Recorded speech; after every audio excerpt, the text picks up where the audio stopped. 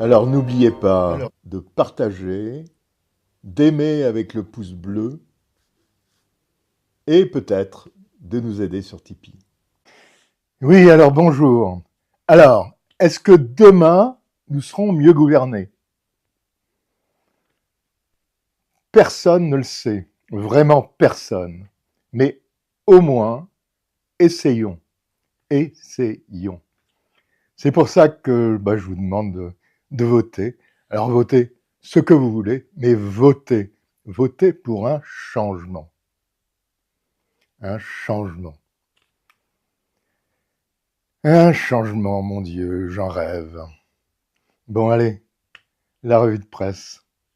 Oui, alors on assiste semaine après semaine à une lente mais sûre progression de l'armée russe et à je dirais, à une défaite et à des pertes toujours très importantes côté ukrainien. Alors les combats sont acharnés, ce qui fait qu'il y a aussi des pertes côté russe, mais le rouleau compresseur immanquablement avance. Il avance pas à pas parce que les Russes sont extrêmement prudents, d'abord pour faire une rotation de leurs troupes, éviter les pertes humaines, mais aussi anticiper toute éventuelle contre-offensive. Donc dès qu'ils avancent, ils solidifient leur position avant de reprendre l'offensive. Je crois qu'on ne doit pas s'attendre à une percée de l'armée russe, sauf à un écroulement subi des forces ukrainiennes sur tel ou tel point du front. Il y a une autre raison pour laquelle les Russes sont extrêmement prudents.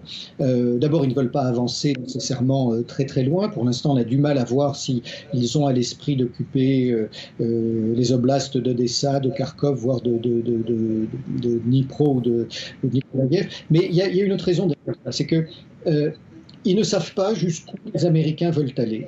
Et pour reprendre ce que l'on évoquait il y a quelques instants, on a de vraies interrogations sur cette fin de la guerre. D'un côté, on a vu avant-hier le débat Trump-Biden dans lequel le candidat Trump disait qu'en un coup de fil à Vladimir Poutine, il pourrait arrêter ce conflit. C'est tout ce que nous souhaitons tous. Mais inversement, on voit très bien que les néoconservateurs qui tiennent encore les rênes de l'État profond américain ont intérêt à ce que cette guerre dure, et y compris au-delà des élections de 2024. Alors, pourquoi est-ce qu'ils ont intérêt à ce qu'elle dure? C'est que, vu que les Américains n'ont pas réussi dans leur stratégie d'affaiblir la Russie, ce conflit devient d'une certaine manière une guerre existentielle, non pas pour leur sécurité, mais pour leur domination. Et un échec en Ukraine serait pour eux un véritable camouflet. Et donc, ils ont beaucoup plus intérêt à ce que ce conflit se perdure, se gèle, même s'il y a peu de combats, que ça devienne une guerre qui est un peu comme dans le cas de la Corée, dure 2024, 2025, peut-être au-delà. Leur second intérêt, c'est que ça leur permet, et ça c'est pour le Pentagone, ça permet au Pentagone de continuer à demander des budgets plus importants. On le disait tout à l'heure, le Pentagone a finalement connu beaucoup de baisses budgétaires et il se bat pour rattraper son retard en matière nucléaire, en matière de missiles hypersoniques vis-à-vis de la Russie. Il essaie aussi de renforcer ses structures navales, notamment sa flotte, ce nombre de bâtiments vis-à-vis de la Chine. Donc il y a de vrais enjeux pour eux. Là aussi, ils ont une certaine forme d'intérêt à ce que le conflit continue. Et puis je crois que malheureusement, quand on regarde l'histoire, il ne faut pas oublier ce que c'est que la politique étrangère des États-Unis. Il y a chez les Américains, et notamment chez les politiques comme chez les industriels, la guerre est plus que pour tout autre État la continuation de la politique par d'autres moyens. Donc systématiquement, dès que les choses vont mal aux États-Unis, dès que leur hégémonie est remise en question, ils déclenchent un conflit. Donc là aussi, y compris sur un plan économique, les Américains ont intérêt d'une certaine manière à ce que ce conflit dure. Et en dépit des déclarations de Donald Trump, je ne suis pas sûr que le conflit prenne fin aussi rapidement que nous le souhaitons tous. Et donc ça explique pourquoi les Russes, qui ont évidemment compris cette logique américaine, sont très prudents sur leur avancée parce qu'ils se disent qu'ils sont peut-être engagés dans un combat qui va durer encore une ou plusieurs années. Республики Донбасс обратились к России с просьбой о помощи. В связи с этим, в соответствии со статьей 51 части 7 Устава ООН, санкции Совета Федерации России и во исполнение ратифицированных Федеральным собранием 22 февраля сего года договоров о дружбе и взаимопомощи с Донецкой Народной Республикой и Луганской Народной Республикой, мною принято решение о проведении специальной военной операции. Ее цель – защита людей, которые на протяжении 8 лет подвергаются издевательствам, геноциду со стороны киевского режима. И для этого мы будем стремиться к демилитаризации и денацификации Украины. Ce que vous venez d'entendre, c'est Vladimir Poutine qui annonçait l'opération militaire spéciale en Ukraine, c'est-à-dire l'invasion de l'Ukraine par les forces russes. Cette attaque, il y a deux manières de la voir. La manière occidentale, c'est de dire c'est une attaque qui n'a pas été provoquée. Les Russes sont entrés en Ukraine à la suite de peut-être une lubie du président Poutine, peut-être parce que le président Poutine veut reconstituer l'Union soviétique. Les Russes, de leur côté, précisent non, c'est pas du tout cela, c'est que la guerre, en fait, elle a commencé en 2014. En 2014, il y a eu un changement de pouvoir à Kiev, il y a eu une partie de l'Ukraine qui n'était pas d'accord, il y a eu des combats, et depuis 2014, les combats ne sont pas arrêtés. Et donc, c'est pour cela que, aujourd'hui, le 24 février 2022, la Russie décide de mettre un terme à ces combats en envahissant la partie de l'Ukraine où se déroulent les combats. Ce qu'il faut voir aujourd'hui, c'est que ce conflit a pris une ampleur considérable. Ce qui n'était au départ qu'une opération de police, presque, est devenu une guerre à part entière au cœur de l'Europe. Et une guerre de haute intensité. L'ampleur de ce conflit prouve que l'Ukraine a une valeur particulière. Sinon, on ne se battrait pas comme cela pour ce pays. Pour bien comprendre ce qui se passe, il faut savoir ce qu'est l'Ukraine, ce que représente l'Ukraine pour les belligérants. D'un côté, la Russie, de l'autre côté, l'Occident. Parce que, comme on a pu le constater, c'est tout un ensemble de pays qui sont venus en aide à l'Ukraine pour résister contre la Russie. Le ministère russe de la Défense a déclaré lors d'un briefing publié jeudi que son armée avait utilisé des armes de précision longue portée basées en mer, des missiles hypersoniques Daguerre et des drones pour frapper les infrastructures aéroportuaires ukrainiennes, prévues pour accueillir des avions militaires de fabrication occidentale, ajoutant que toutes les cibles avaient été atteintes. Pendant ce temps, les forces de défense aérienne russes ont abattu 2 chasseurs MiG-29 de l'armée de l'air ukrainienne, 62 véhicules aériens sans pilote, et intercepté plusieurs missiles et roquettes de fabrication américaine. Le même jour, l'état-major général des forces armées ukrainiennes a rapporté que ses forces avaient mené 104 engagements de combat sur la ligne de front au cours des dernières 24 heures, les plus intenses se déroulant dans les secteurs de Pokrovsk et de Toretsk, où les forces russes ont lancé respectivement 23 et 25 attaques. Nous n'avons pas beaucoup de temps parce que nous avons, vous savez, beaucoup de blessés et de morts sur le champ de bataille et des civils.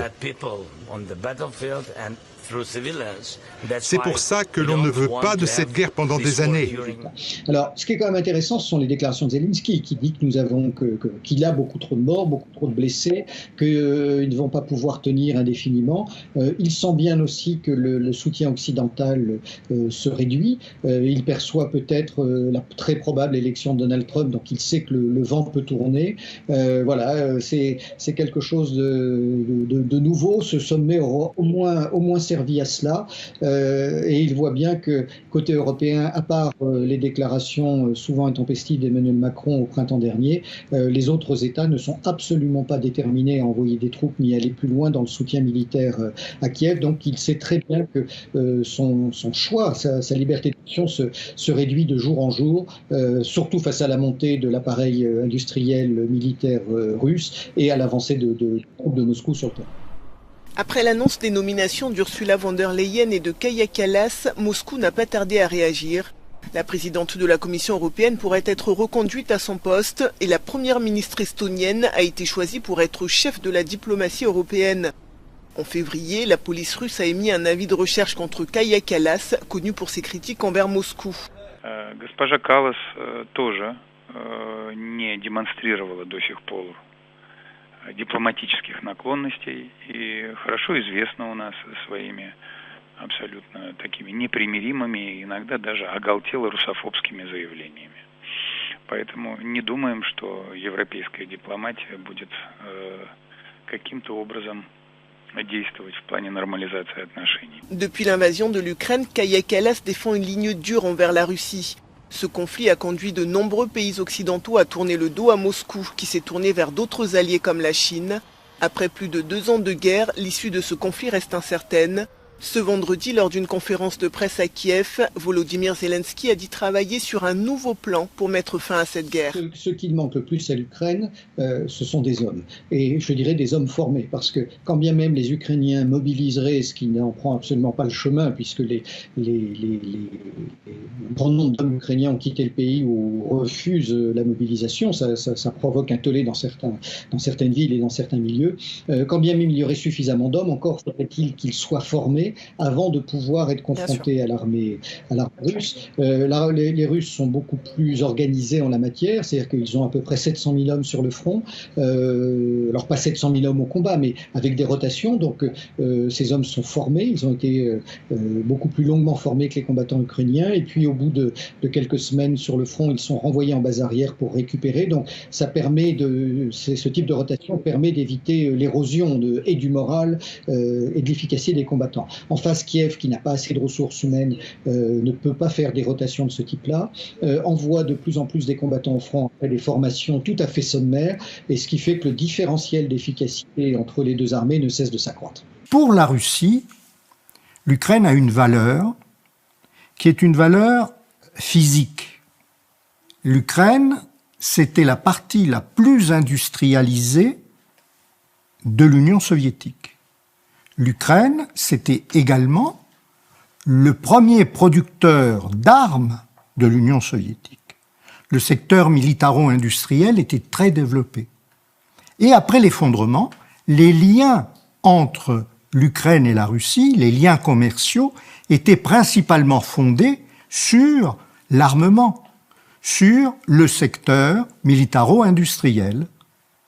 Et puis l'Ukraine, pour la Russie, a une autre valeur, c'est que le principal port de la flotte de la mer Noire, celui qui permet de contrôler l'ensemble de la mer Noire, qui a été fondé par les Russes au XVIIIe siècle, se trouve sur la péninsule de Crimée, qui à l'époque appartenait à l'Ukraine, et que l'Ukraine comptait récupérer. Pour la Russie, que l'Ukraine récupère le port de Sébastopol, ce n'était pas très grave à partir du moment où elle avait un droit de leasing, où elle pouvait continuer à l'utiliser pour sa flotte. Mais ce qu'elle ne voulait pas, c'était surtout que Sébastopol devienne un port de l'OTAN. Et ça commençait à se profiler à partir justement des années 2010, 2013, 2014. Alors, il faut quand même remettre les choses à leur juste place, c'est-à-dire que cette frappe de missiles, 4 ou 5 missiles d'attaque MS, ne visait pas, d'après ce que c'est spécifiquement les plages, elle visait les installations militaires et les infrastructures de Crimée. Le système anti-missile russe a fonctionné puisqu'il a abattu la majorité de ces missiles, et ce sont les éclats qui sont bien sûr retombés sur les plages. C'est assez, bien sûr, critiquable, et surtout, ça a entraîné une réaction extrêmement virulente des Russes vis-à-vis des États-Unis. Parce qu'il y a quelques semaines seulement que les États-Unis ont autorisé les Ukrainiens à utiliser ces missiles au-delà d'une portée de 160 km, donc c'est le cas sur la Crimée, puisqu'ils utilisent leurs 300 km de portée désormais, et donc les Russes ont considéré immédiatement que c'était une co-belligérance de la part des Américains. Et il y a eu des menaces extrêmement explicites à l'égard de Washington qui n'ont bien sûr pas manqué de faire réagir les Américains. En réalité, c'est pas une nouveauté aussi importante que ça.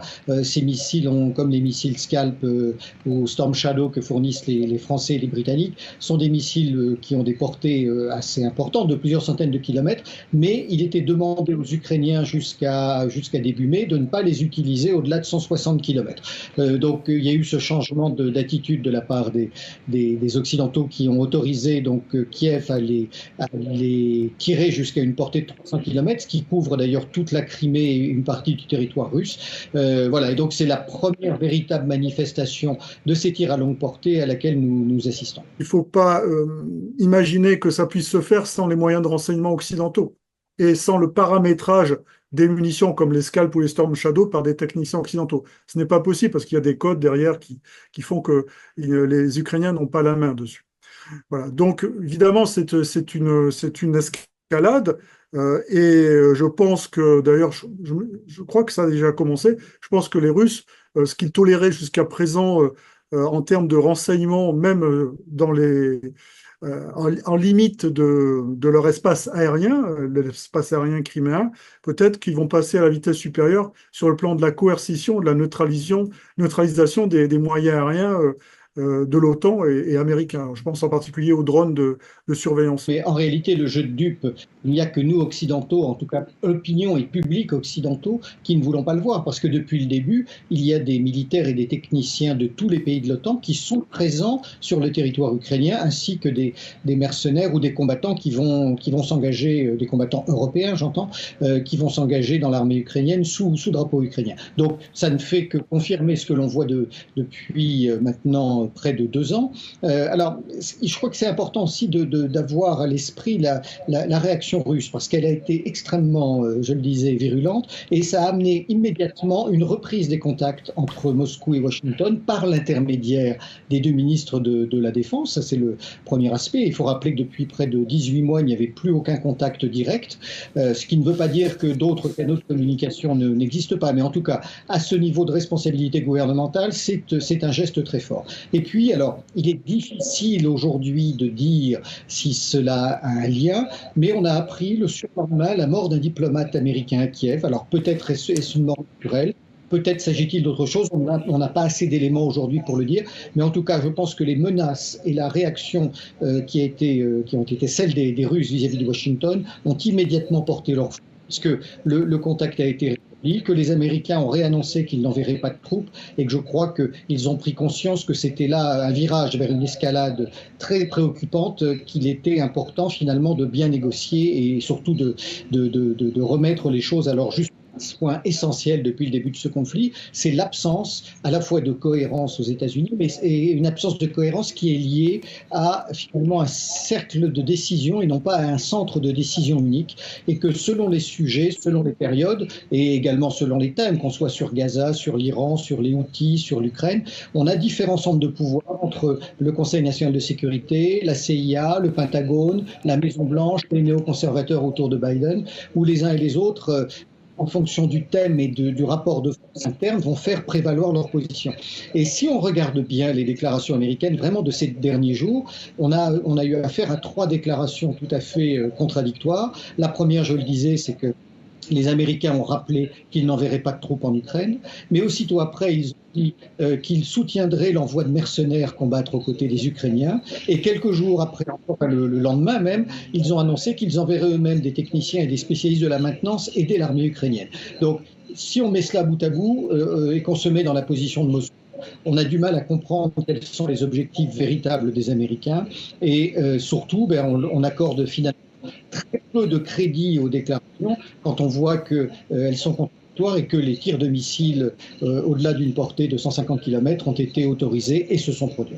Je le disais, on a une petite demi-douzaine de factions qui ne sont pas nécessairement en rivalité, mais qui, les unes et les autres, essaient de faire prévaloir leur point de vue. La Maison-Blanche, avec Biden, mais qui, on l'a vu avec le débat avant-hier soir avec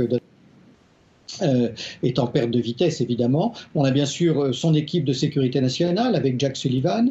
On a ensuite la CIA, le Pentagone, et puis les équipes des néoconservateurs autour d'Anthony Blinken, Victoria Nuland, même si elle a quitté les fonctions officielles. Puis il faut pas le sous-estimer non plus, l'ensemble du lobby militaro-industriel qui trouve un certain intérêt dans cette situation de crise et dans cette guerre d'ailleurs. Donc selon les sujets, on voit bien que les uns et les autres vont faire prévaloir leur position.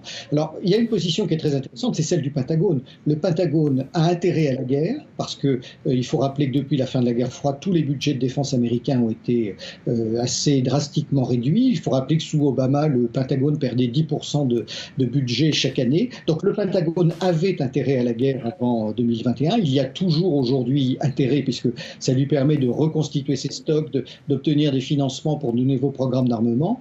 Mais comme tous les militaires le savent, quand on fait la guerre, on engage la vie de ses hommes, et c'est paradoxalement les gens du Pentagone qui sont parfois, si ce n'est souvent, les plus prudents pour que le conflit ne monte pas aux extrêmes, parce que finalement leur but à eux militaires n'est pas de faire la guerre contre la Russie, c'est de préparer un conflit futur, certes hypothétique, contre la Chine. Donc ils ne veulent pas que ça aille trop loin. Inversement, les néoconservateurs américains autour de Blinken, eux, veulent absolument non plus affaiblir la Russie, parce que leur stratégie a été un échec en la matière, mais faire en sorte que sa victoire lui coûte le plus cher possible. Donc eux ont intérêt finalement à ce que ce conflit dure, ils poussent les Ukrainiens à continuer le combat, ils poussent les Européens à leur livrer de nouveaux armements. Ce sont eux qui ont autorisé les tirs de missiles au-delà d'une portée de 250 km. Et voilà, on voit entre ces deux factions principales sur ce sujet ukrainien à la fois les dissensions et les déclarations parfois peu cohérentes qui arrivent de Washington. Pour les Occidentaux, pour les Américains en particulier, le problème de l'Ukraine était tout à fait différent. Ce n'était pas du tout un problème géographique, politique, c'était un problème géopolitique. Je m'explique. En 1997, l'un des principaux théoriciens de la politique américaine, qui était un géopoliticien qui s'appelait Zbigniew Brzezinski, a théorisé dans un livre qui s'appelle « Le Grand Échiquier », ce que devait être la politique américaine pour les années futures. Brzezinski n'était pas n'importe qui. Il occupait un poste important, celui de conseiller à la sécurité nationale du président Jimmy Carter de 1977 à 1981. Et il était très écouté. Et dans le Grand Échiquier, il s'inspire des théories géopolitiques d'un géographe qui est devenu relativement célèbre parce que c'est le père de la géopolitique comme science, entre guillemets. En 1904, cet homme, qui s'appelle Halford Mackinder, postule ce qu'il appelle la théorie de l'Heartland. L'Heartland, c'est le pivot géographique mondial. Et ce pivot géographique mondial se trouve entre l'Europe de l'Est et la Sibérie. Ça, c'est le cœur du monde. Et il postule, celui qui contrôle l'Europe de l'Est contrôle l'Heartland. Et celui qui contrôle l'Heartland contrôle l'île-monde, c'est-à-dire l'Eurasie plus l'Afrique. Et celui qui contrôle l'île-monde contrôle le monde. C'était très dans l'esprit de l'époque, du début du XXe siècle. Un peu plus tard, un peu plus tôt, on l'aurait peut-être formulé différemment. Mais à ce moment-là, cette théorie semble prendre un sens extraordinaire parce qu'elle explique des choses qu'autrement on ne comprendrait pas très bien. Et d'ailleurs qu'il ne faut pas chercher à comprendre. Cette théorie a eu un temps. Ensuite, un autre géopoliticien qui s'appelait Spykman, Nicholas Spykman, pendant la Deuxième Guerre mondiale, postule qu'en fait, non, l'Heartland, c'est des bêtises, que ce qui compte réellement, c'est le Rimland, c'est-à-dire les territoires qui entourent l'Heartland, c'est-à-dire les territoires riches en pétrole du Moyen-Orient, les voies de communication en Asie, ce genre de choses qui permettent justement de contrôler le commerce et donc réellement de contrôler le monde. Mais Brzezinski, il s'inspire pas du tout de Spykman, il revient à la théorie du cœur du monde, du Heartland, et il postule en 1997 dans son livre, Le Grand Échiquier, que le Heartland, le cœur de l'Heartland, le pivot géographique, c'est l'Ukraine. Et il dit, l'Ukraine, c'est tellement important que sans l'Ukraine, la Russie ne peut pas être un empire, mais qu'avec l'Ukraine, la Russie redevient une puissance impériale dominante. Et cette vision, qui postule d'emblée que la Russie doit être maintenue dans les frontières qui ne comprennent pas l'Ukraine, c'est ce qui va inspirer la vision des politiciens néoconservateurs aux États-Unis qui ont pris au cours des 2 premières décennies du XXIe siècle, qui ont pris une importance considérable Et aujourd'hui, ce sont ces théories qui gouvernent la politique américaine. Depuis le début du conflit, la CIA a armé, organisé, financé les services spéciaux ukrainiens. Elle l'a même fait d'ailleurs depuis 2014. Et pendant très longtemps, il tenait les unités spéciales ukrainiennes reines courtes pour que le conflit ne déborde pas. Ça s'est révélé pour l'agence de renseignement américain quelque chose de très difficile, puisque les Ukrainiens ont bien sûr cherché à échapper à son contrôle et ont mené un certain nombre d'actions. Alors celles-ci se sont passées essentiellement dans le Donbass, un petit peu en Russie, mais on ne peut pas parler aujourd'hui de provocation, à mon sens, d'autant que l'OTAN en a fait suffisamment entre 2014 et 2021 en ne respectant pas les accords passés et la parole donnée avec Moscou. Et à partir de là, on peut leur livrer autant d'armes et de munitions qu'on veut, ce qui d'ailleurs n'est pas le cas. Si les hommes ne sont pas formés, s'ils n'arrivent pas à récupérer, eh bien, ça ne changera pas grand-chose. Il y a un autre élément que je voudrais ajouter concernant les effectifs ukrainiens. Si nous étions logiques, nous en France, avec ce gouvernement Macron qui soutient becs et ongles la guerre en Ukraine et le régime Zelensky, eh bien nous devrions finalement arrêter tous les citoyens ukrainiens en âge de combattre qui se trouvent sur notre territoire et les renvoyer en Ukraine pour qu'ils participent au conflit. Or, je pense que beaucoup de Français sont comme moi, quand nous sommes en province d'ailleurs plus qu'à Paris, nous voyons régulièrement des véhicules ukrainiens avec des familles entières qui sont venues se réfugier chez nous. Alors je ne parle pas des femmes et des enfants, évidemment, mais si nous étions dans ce système, dans cette prise de position très partiale que nous avons eue vis-à-vis de l'Ukraine, eh bien nous devrions arrêter ces hommes et les renvoyer dans leur pays, ce qui bien sûr n'est pas fait. Ce fut un débat tendu entre l'actuel président Joe Biden et l'ancien président Donald Trump. Mais il n'y a pas eu d'explosion majeure, en partie à cause de la façon dont le débat était structuré. Il n'y avait pas de public dans la salle et les micros des candidats étaient coupés lorsque c'était au tour de l'autre de parler. Ces deux candidats avaient chacun un objectif clair. Pour Joe Biden, 81 ans, l'objectif était de convaincre les électeurs qu'il n'est pas trop vieux pour le poste. Pour Donald Trump, l'objectif était de montrer qu'il a le tempérament pour le poste. Même les partisans de Joe Biden admettent que la soirée a été difficile pour le président. Il y a eu des moments où Joe Biden a semblé perdre le fil de ses pensées. Excusez-moi, en traitant de tout ce que nous avons à faire avec l'apparence, si nous battons finalement Medicare. Trump était parfois animé, mais il a semblé garder son sang-froid pendant la majeure partie du débat. Les deux hommes ont commencé par s'affronter sur l'économie. 15 000 nouveaux emplois. Nous avons créé 800 000 nouveaux emplois dans l'industrie manufacturière. Mais il reste encore beaucoup à faire. Je vous ai donné la plus grande réduction d'impôts de l'histoire. Je vous ai aussi donné la plus grande réduction de réglementation de l'histoire. C'est pourquoi nous avons créé tous les emplois. L'immigration a été un autre point fort de ce débat. Et nous devons faire sortir beaucoup de ces gens et nous devons les faire sortir rapidement parce qu'ils vont détruire notre pays. Quand il était président, on l'a pris pour séparer les bébés de leur mère, les mettre dans des cages, s'assurer que leurs familles étaient séparées. En ce qui concerne les questions de politique étrangère, Joe Biden a soutenu que les États-Unis étaient plus respectés sur la scène mondiale maintenant qu'il est président. Comme on pouvait s'y attendre, Donald Trump a soutenu exactement le contraire. Les deux candidats ont passé une grande partie du débat à s'attaquer mutuellement à leur caractère et à leurs compétences respectives.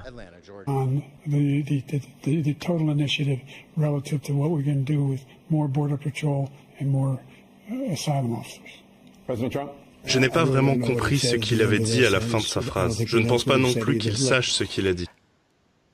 Non, je souris parce que pour avoir regardé ce débat, c'est affligeant de voir l'état du président américain.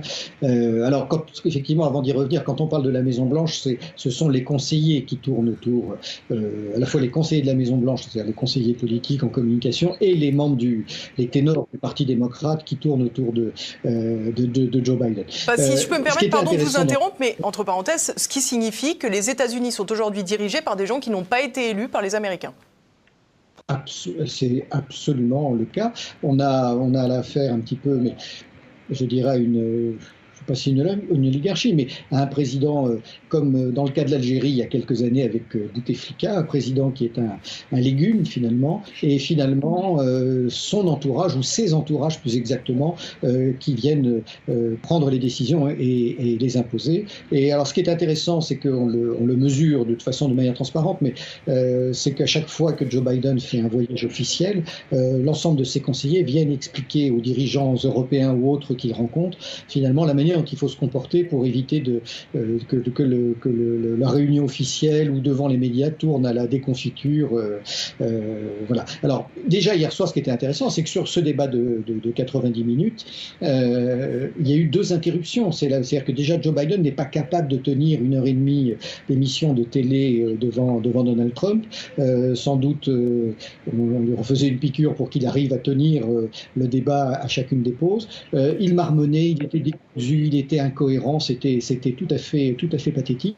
À l'issue de ce débat, les ténors du Parti démocrate devaient prendre la parole dans les grands médias. Ils se sont tous immédiatement désistés parce qu'ils ont trouvé que c'était vraiment une catastrophe. Le Wall Street Journal parle de crash au sens de crash aérien, comme si la Maison Blanche était écroulée. Et on voit en off, en tout cas dans les éléments dont on dispose, ces ténors du Parti démocrate dire qu'il faut débarquer le président Biden le plus vite possible, non seulement qu'il ne se représente pas aux élections prochaines et qu'ils aient un autre candidat, mais y compris pour mettre un terme à son mandat avant la fin, ce qui leur pose un problème fondamental. Ça veut dire que les clés des codes nucléaires seraient données à Kamala Harris. Or, Kamala Harris, des démocrates comme de la classe politique américaine, est une femme qui bénéficie absolument d'aucun crédit, qui est jugée comme dangereuse et incontrôlable, sans véritable expérience politique d'ailleurs, avant d'arriver à la Maison-Blanche. Et donc ils sont dans une panade, si vous me permettez cette expression, assez extraordinaire. Au cours de ce débat, ce qui était intéressant aussi, c'est qu'à un moment donné, on a vu Biden parler de guerre. Joe Biden disant qu'il voulait faire la guerre. Alors probablement qu'il a dérivé, mais c'est quand même inquiétant d'avoir un président qui parle de guerre contre tous ceux qui ne respectent pas la vision américaine. Et Trump, à ce sujet, l'a attaqué de manière assez virulente en lui disant que la guerre en Ukraine était en substance sa responsabilité et qu'il était capable d'y mettre un terme en 1 heure par un coup de fil à Vladimir Poutine. Alors, bien sûr, tout ça relève de la politique politicienne, mais ce débat est très intéressant. Il est surtout très inquiétant quand on comprend qui dirige aujourd'hui la première puissance mondiale, et ça ne cesse d'être effectivement très très préoccupant. Immédiatement après son débat raté face à Donald Trump, Joe Biden repart en campagne. Un seul objectif, rassurer son camp. Je ne me représenterai pas si je ne croyais pas de tout mon cœur et de toute mon âme que je peux faire ce boulot. Les enjeux sont trop importants. La panique aurait gagné les démocrates selon les médias américains. Ils seraient nombreux à souhaiter que le président enlève sa candidature à 4 mois de l'élection. Car ce serait le seul moyen qu'un autre candidat remplace Joe Biden, vainqueur des primaires démocrates. Qu'il décide lui-même de se retirer avant la convention qu'il doit officiellement l'investir dans 6 semaines. Les préoccupations sont exprimées en coulisses. Elles vont devoir devenir très publiques. Et ils vont devoir réunir une délégation de personnes impressionnantes, y compris d'anciens présidents, par exemple, pour aller à la Maison-Blanche et convaincre Biden de ne pas se présenter si cela devait se produire. Publiquement, les démocrates continuent de le soutenir, comme le sénateur du Maryland, l'ancien président Barack Obama, ou encore Kamala Harris, sa vice-présidente. Le président a dit lui-même que ce n'était pas sa meilleure performance. Mais il y a des choses qui étaient vraies avant le débat et qui le sont toujours aujourd'hui.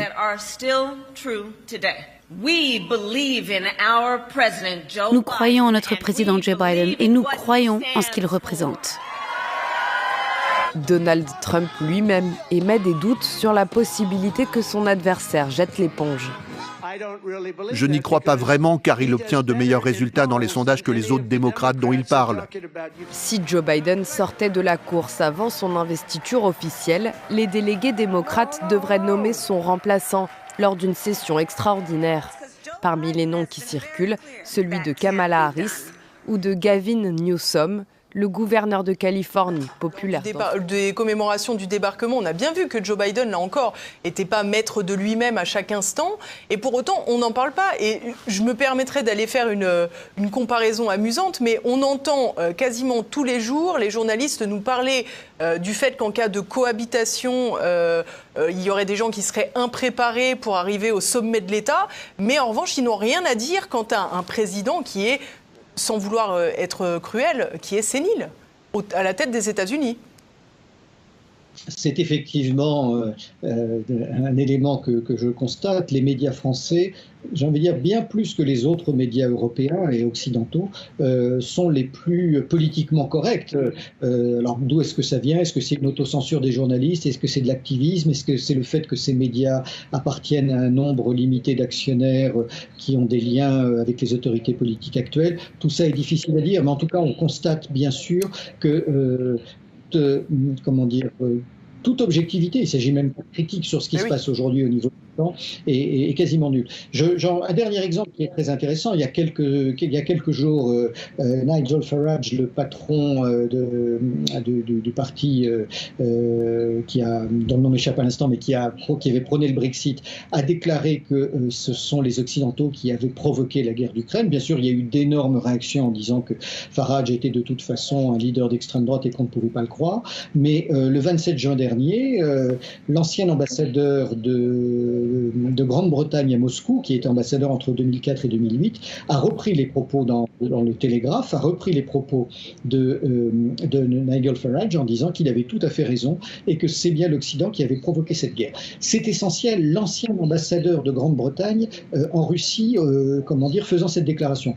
Elle n'a été reprise que très marginalement dans les médias français et on est là sur un double paradoxe. Nous seulement, nous ne reprenons pas, et je dirais c'est l'un des plus fidèles alliés des États-Unis qui, par le biais d'un ex-diplomate, fait ce genre de discours alors qu'il aurait dû sortir en France, en Italie. Le Fonds monétaire international a revu à la baisse ses prévisions de croissance économique américaine pour cette année. Le FMI a revu à la baisse ses prévisions à 2,6% contre 2,7% dans sa prévision économique mondiale en avril, et son estimation de croissance pour 2025 est demeurée inchangée à 1,9%. Le FMI indique que l'inflation américaine, mesurée par l'indice des prix des dépenses de consommation personnelle, reviendra à l'objectif de 2% de la Réserve fédérale au milieu de l'année prochaine.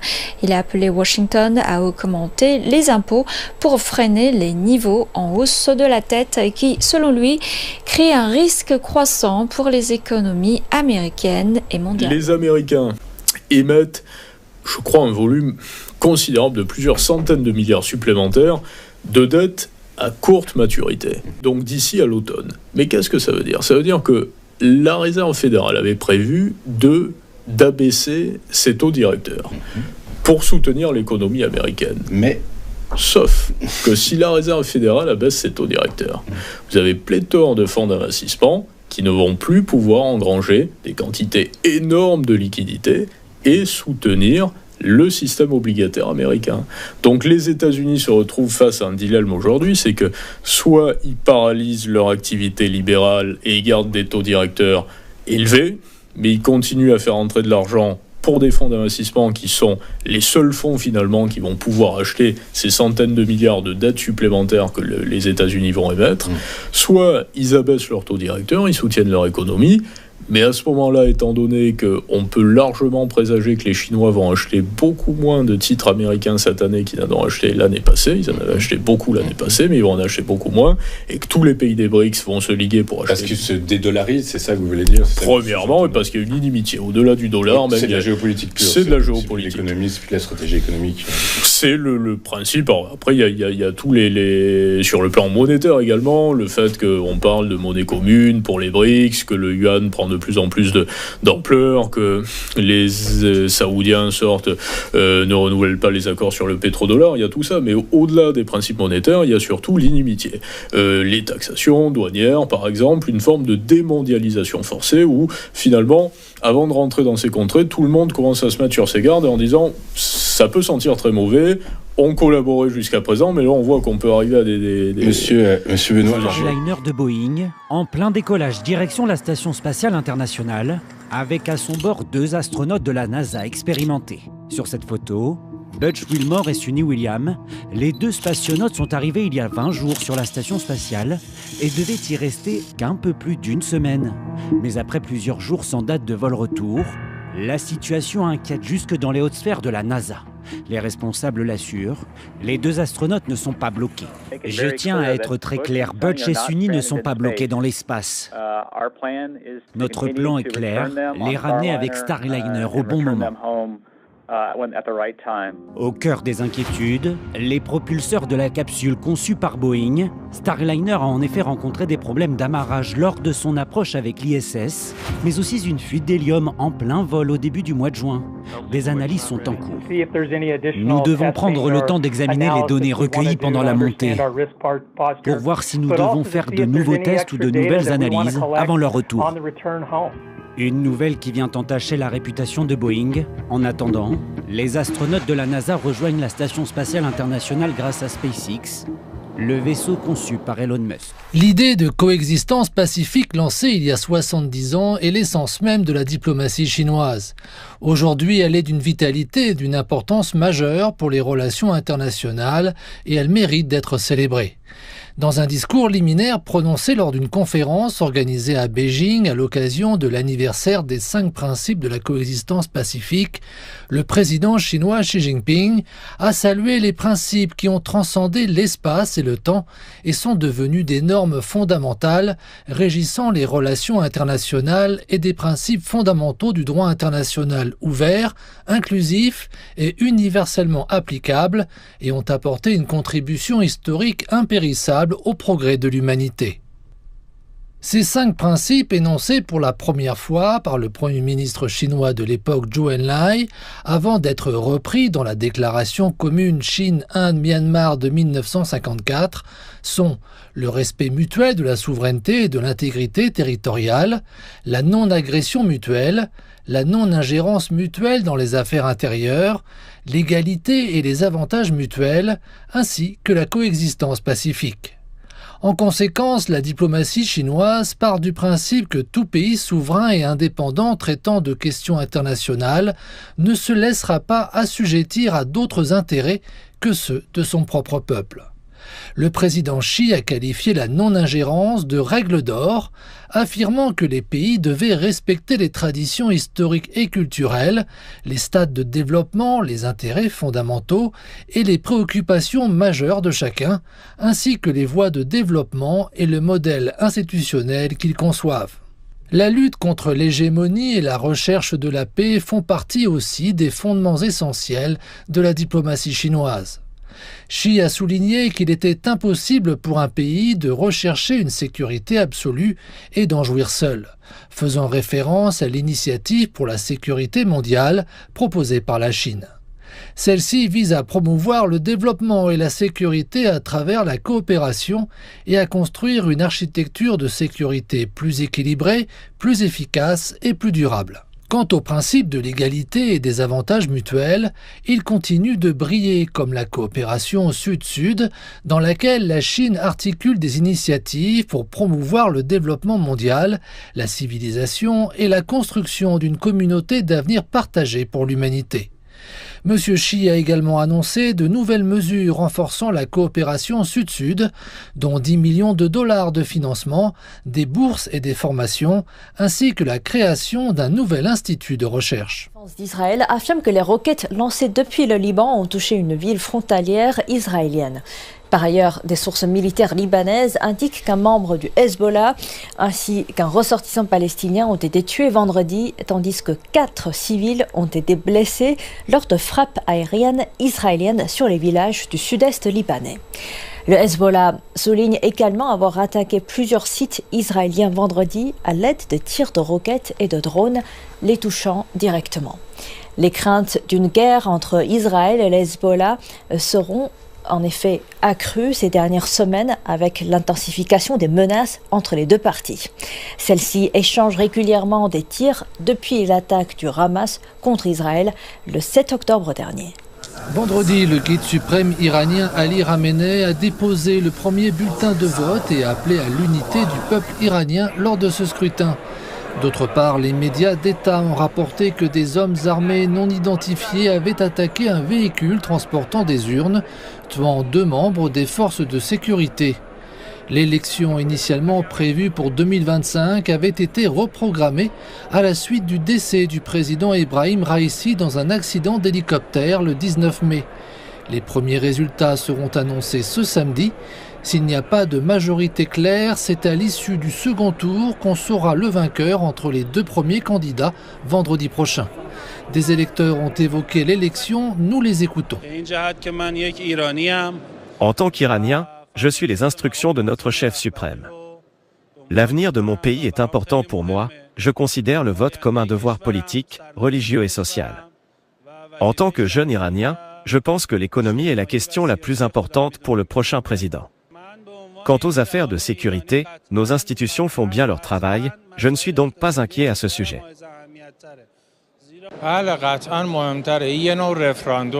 Cette course présidentielle est plus importante que la récente. C'est comme un référendum de soutien au gouvernement. Lorsqu'un réformateur est qualifié comme candidat, la compétition présidentielle devient intense. Ce n'est pas le cas lorsque tous les candidats sont issus du même parti. Lorsqu'il y a un réformateur, le taux de participation est toujours très élevé. C'est pour la première fois que je vote. C'est mon devoir et mon droit social de le faire. En fonction de la façon dont nous votons, la direction politique du pays variera. Si Dieu le veut, nos votes aideront le pays à avancer dans la bonne direction vers le progrès et le développement. Quiconque devient président doit suivre l'intérêt du pays. C'est plus important que le parti qu'il représente. Choisie par les 27 pour remplacer Josep Borrell, Kaja Kallas est la nouvelle chef de la diplomatie européenne. Issue d'une famille de responsables politiques, la première ministre estonienne s'est faite remarquer pour son franc-parler concernant l'aide à l'Ukraine et le réarmement de l'Europe pour faire face à la Russie. Putin's war is an act of raw military aggression against an independent and sovereign country that wants nothing more than to fulfill its own European dream. Ces prises de position contre Moscou ont conduit la police russe à émettre un avis de recherche contre elle. Kaja Kallas divise également au sein de l'UE, où certains diplomates craignent qu'elle ne se focalise trop sur la Russie. Première ministre depuis 2021, sa nomination à Bruxelles intervient alors qu'en Estonie, sa cote de popularité est en baisse, en cause notamment des révélations sur les activités professionnelles de son époux. Ce dernier serait en partie propriétaire d'une société de transport qui a maintenu ses activités en Russie après l'invasion de l'Ukraine. Une affaire embarrassante pour celle qui s'est forgée une réputation de dame de fer face à Moscou. Avec cette nomination, Kaja Kallas devient ainsi la première représentante d'Europe de l'Est à accéder à un tel poste. Même si nous devons avoir du respect pour l'ensemble des acteurs membres des États membres de l'Union européenne, nommer s'occuper des affaires extérieures de l'Union, un politique issu d'un État qui compte moins de 2 millions d'habitants et dont on connaît particulièrement l'orientation anti-russe, c'est lui donner un pouvoir et un poids absolument démesuré et orienter l'Union européenne, encore une fois, dans une mauvaise direction. Là, malgré le fait que Viktor Orban et la Hongrie se soient opposés à cette décision de geler les avoirs russes, eh bien, l'UE le fait quand même. Eh oui, on est toujours dans cette dérive de l'Union européenne qui se considère maintenant au-dessus des États. Alors, on a vu la catastrophique redésignation de Mme von der Leyen pour un nouveau mandat. C'est non pas inexplicable, mais c'est assez scandaleux. D'ailleurs, les réactions, aussi bien en Hongrie qu'en Italie, de Mme Meloni sur la manière dont s'étaient déroulées ces désignations n'ont pas manqué d'être elles aussi, assez criantes. Enfin, que dire par rapport à ça? On voit bien qu'il y a cette vieille tentation qui remonte maintenant à plusieurs années de la technocratie européenne de passer finalement au vote à majorité qualifiée et non plus à l'unanimité pour les décisions majeures engageant l'Union. Ils n'ont jamais ne sont pas encore parvenus à le faire, mais on a là le début. On a réussi à diaboliser suffisamment Viktor Orban pour maintenant faire accepter l'idée qu'on est capable de contourner le veto d'un État, et finalement imposer une volonté européenne à son détriment. Bon, il faut aussi dire que Viktor Orban s'était largement employé à de nombreuses reprises à empêcher que des décisions anti-russes soient prises à Bruxelles. Il a eu le soutien sur un certain nombre de sujets de Fico, le Premier ministre slovaque. Là, effectivement, ils ont réussi à passer en force. Je ne pense pas que ce soit une bonne chose, en tout cas que ce ne soit pas annonciateur d'éléments positifs pour l'évolution de l'Europe. Voici les visages de ceux qui vont mener à l'avenir l'Union européenne. Un socialiste du Sud, Antonio Costa, une chrétienne démocrate du Nord, Ursula von der Leyen, et une libérale de l'Est, Kaja Kallas. Les trois responsables ont obtenu le soutien des chefs d'État et de gouvernement. La course n'est cependant pas finie pour l'actuelle présidente de la Commission européenne. Si elle veut décrocher un second mandat, Ursula von der Leyen doit sécuriser le soutien du Parlement européen. L'intéressée reconnaît qu'elle ne pourra pas s'appuyer uniquement sur la majorité sortante. I will be reaching out, for example, also to MEPs from other groups than the platform. And for me, it is a matter of convincing if possible, a broad majority for a strong Europe. So this is what I'm going to be working for the next, 3 weeks, intensively, and then we'll see. La première ministre estonienne, Kaja Kallas, a été désignée haute représentante de l'Union pour les affaires étrangères et la politique de sécurité. Partisane de l'extrême fermeté à l'égard de la Russie, elle devra aussi obtenir le soutien du Parlement. This is enormous responsibility in this time of geopolitical tensions. There's war in Europe, but there's also growing instability globally that also are the main challenges for the European foreign policy. L'ancien Premier ministre portugais António Costa prendra ses fonctions de président du Conseil européen le 1er décembre. Il s'engage à défendre l'unité entre les 27 États membres et à mettre en œuvre l'agenda stratégique. Dans le cadre de vos responsabilités au CF2R, Éric Denessé, j'imagine que vous avez contact avec beaucoup de militaires français, de l'état-major de l'armée française. Quel est, évidemment, je ne vous demande pas de me révéler des secrets d'alcôve, mais quel est le sentiment en interne, notamment quant à cet hypothétique envoi de troupes en Ukraine, quant aux prises de position d'Emmanuel Macron sur cette question ukrainienne ?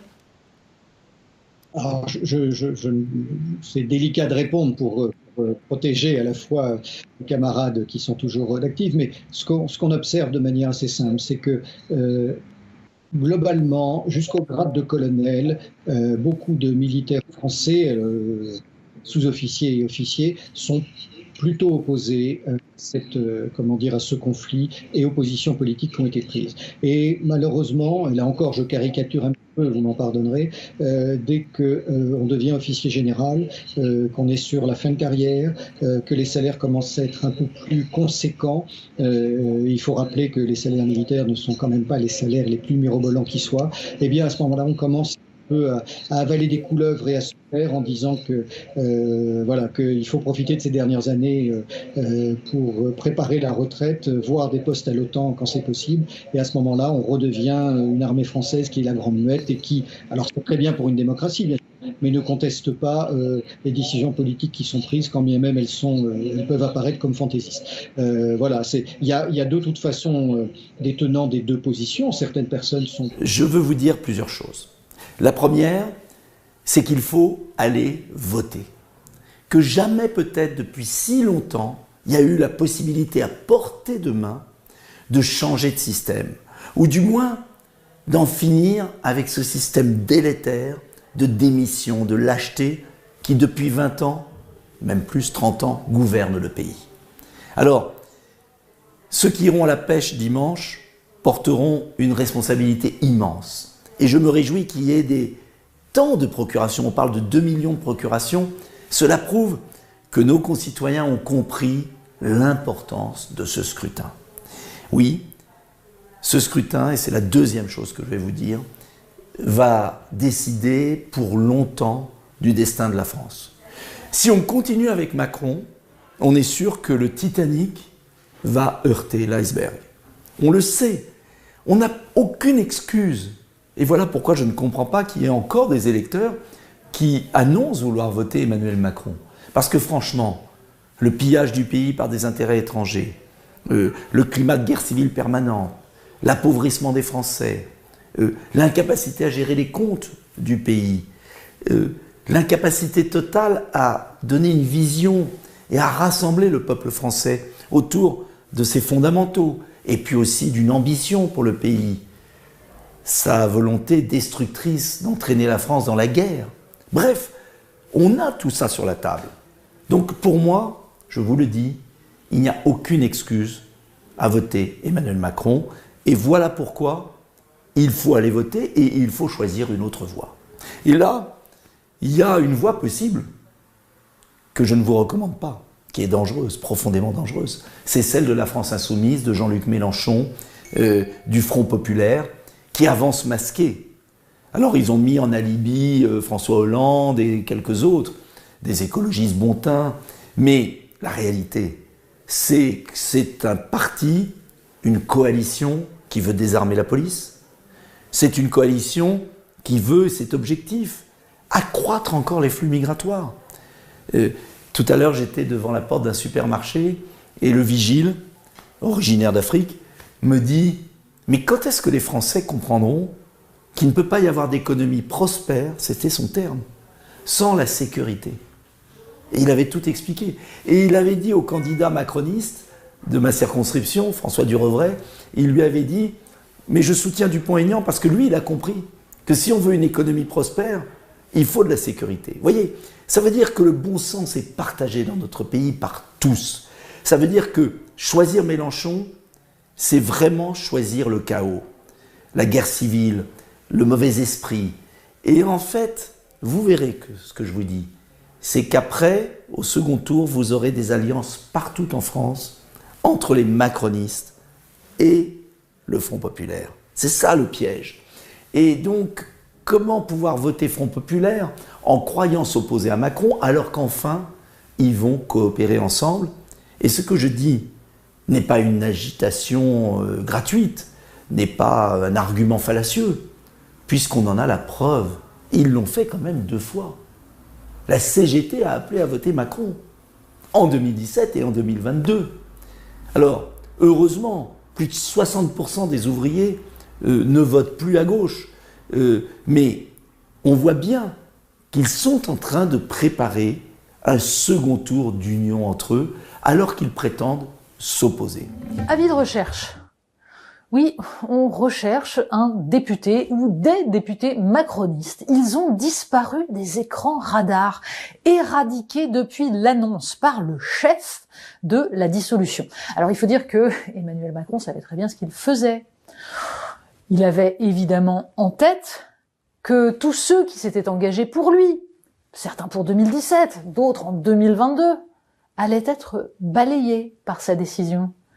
Les dommages collatéraux de la dissolution, ce sont eux.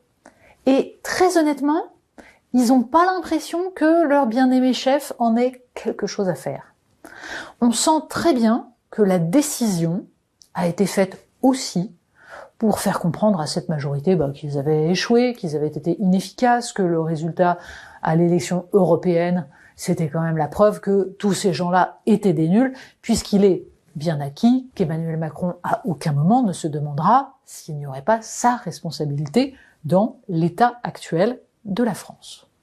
De fait, cette campagne se déroule en un duel entre le Rassemblement national et le nouveau Front populaire, qui occupe l'espace.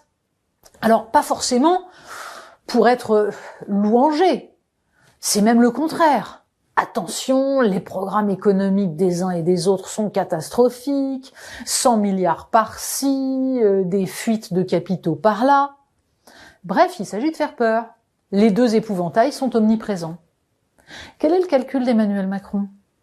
Que la peur de ces 2 épouvantails qu'on voit absolument partout finira par ramener une part des électeurs macronistes au bercail?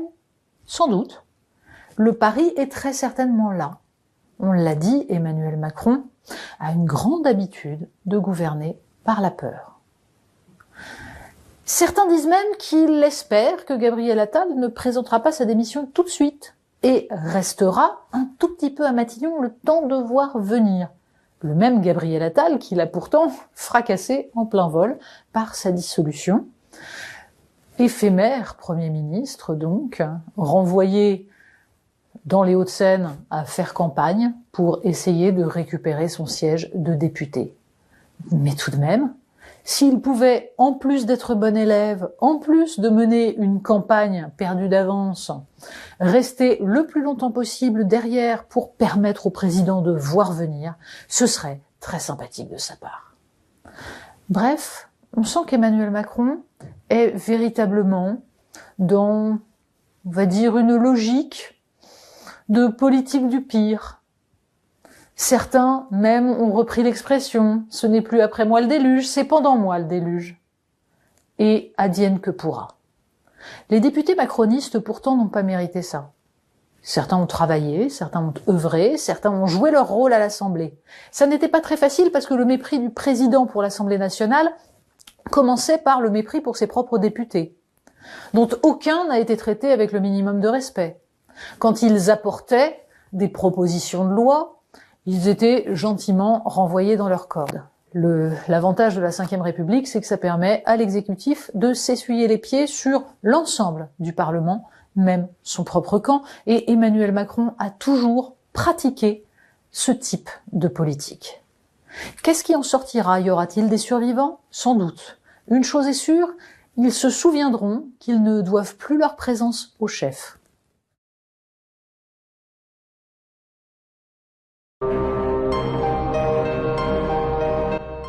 Alors n'oubliez pas de partager, d'aimer avec le pouce bleu et peut-être de nous aider sur Tipeee.